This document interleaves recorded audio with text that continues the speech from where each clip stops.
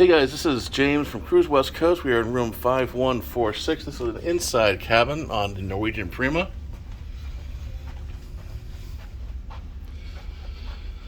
I love this great big porthole window here with a nice little area to sit and relax and watch the waves go by.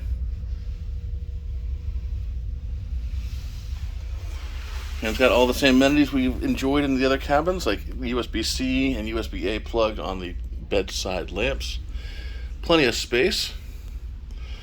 Nice big TV. TV's not on this one right here, but nice big space. And a nice couch. Good closet space.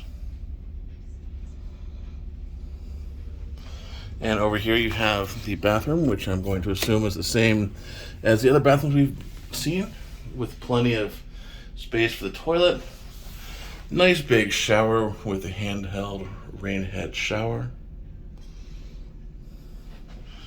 And that's it. So that was cabin 5146 on Norwegian Prima. Have a great day.